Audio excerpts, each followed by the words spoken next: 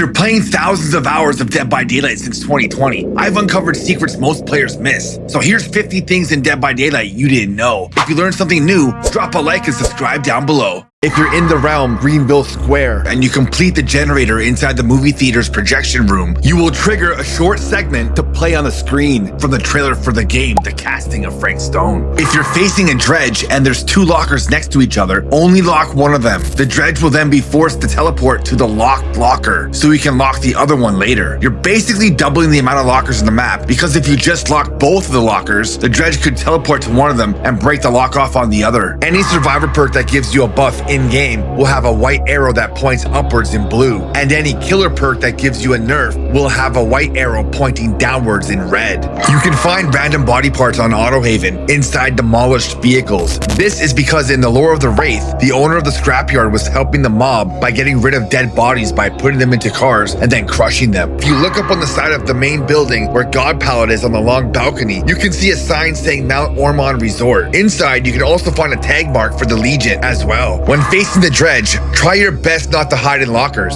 Otherwise, this could be you. If you're facing the window in the main area of Nostromo wreckage, a face sucker from the Alien movies will try to attach themselves to you, but get stopped by the window. If you want to know if Myers is stalking you or not, you can crouch walk towards him. If you can walk through him, he's stalking. If you're looking for a generator on Gideon Meat Plant, then just look for one of these sliding doors, and on the other side of it, you'll find a generator and you can start working on it. Aura reading perks generally do not work as normal while inside a snowman, because the interaction applies status effects that suppress these abilities for both survivors and killers. If you slowly enter a random locker in the main area of Nostromo wreckage, you can find Ellen Ripley's cat Jonesy. Once you find him, he will meow loudly and jump out before dissolving into smoke and embers. Trapper has bandages on his lower left leg because he's always stepping in his own traps.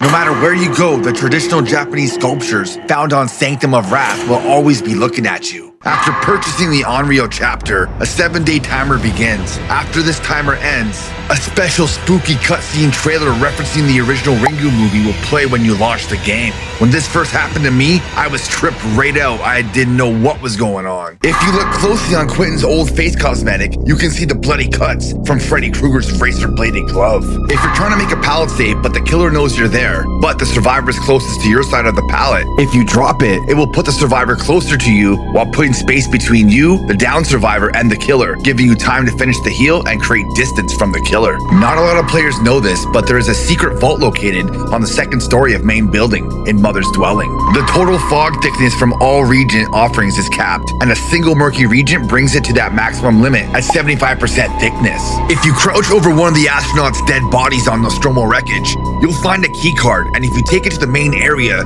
you can type the code left down, up right, and the door to the secret room will open, where you'll find a chest with a special item in it. Now, I know a lot of players don't like going for the bot on hook because they think the bots are useless, but think about this for a second. You can never have too many meat shields, can you? Whenever a hook spawns on top of Shame Hill, it will always face the entrance of the hill. This is good to know if you're hooking a survivor or going to save a survivor. Kate Denson's 3 teachable perks, Dance With Me, Windows of Opportunity, and Boil Over, are all titles of songs Kate wrote before the entity took her. In the Realm Fallen Refuge, you can find a locked set of doors with the word spray painted on it, "Don't open, dead inside." And when you approach it, zombies will try and break through. This is an Easter egg from the first season of The Walking Dead TV show. If you're at the town center of Greenville Square, you can find Michaela and Sable's names tagged on the statue. To help increase your chances of surviving the match, help your teammates stay in the game longer by taking a hit for them, especially if they've gone from first hook to second hook and the killer is trying to tunnel them out of the game. When using balanced landing, it's always a good idea to do a generator that has somewhere for you to drop down from a great height, so you can activate your speed burst in case the killer comes, gaining much needed distance in the process. You can hear humans crying in the fireplace from the souls of the cultists that tore each other apart to feed an elder god. This is according to the lore of Garden of Joy.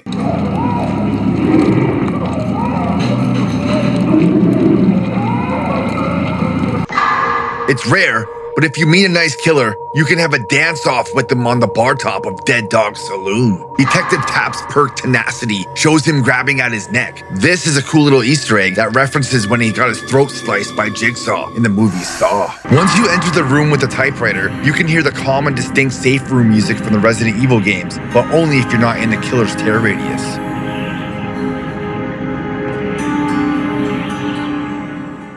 If you are in the movie theater of Greenville Square, you can find a poster tucked away that reads Murder Mill.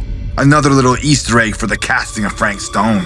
Despite what you may have heard, the only way to pause the deep wound state timer is if you're sprinting. The extra heads for the animatronics on the Five Nights at Freddy's map will keep their eyes on you whenever you are in the same room as them. Finishing the generator in the chemistry room first, and then the generator in the music room, you'll need to then trigger the endgame collapse, and you'll open a door to a secret room in the outdoor area in Midwich Elementary. If the spirit is facing to you, and you've been running leaving scratch marks, confuse her by stopping and going the other way. Trust me, it works more times than you think. Something I noticed when playing Trapper is, if you use the Padded Jaws add-on, it'll make a different sound than the normal sound we hear when the trap activates.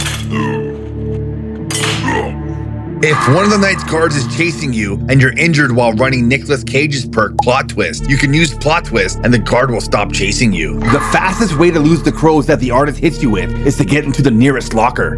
Keeping as tight as you can to a loop is the best way to be able to either greed or throw a pallet and keep the chase going. Giving yourself enough distance until a killer decides to break the pallet, and then giving you more time to go and find the next loop to keep the killer busy even longer. Back in the day, there used to be a secret room on Hawkins' laboratory that you could only access with the nurse. You would find dead people who were drinking a bunch of beer, a computer, and a whiteboard with the letters EGC, which stand for Endgame Collapse, a drawing of a molecule which represents the chemical structure of polyester, which is a nod to the content creator Polyester, who is known for finding secrets in the game. And the last thing on the whiteboard is an electron configuration of gold, which is a hint because if you look in a specific crate, you can find a golden toolbox after the Endgame Collapse has begun. If you step on the rubber hose outside the entrance of the gas station on Autohaven, you'll hear the service bell go off that's inside the gas station.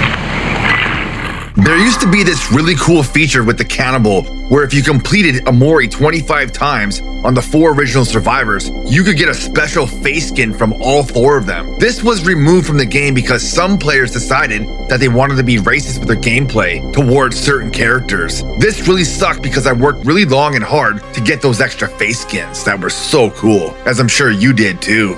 If you're facing the dredge and you see a smoke-like substance surrounding the locker, that means the killer's seconds away from bursting out of it.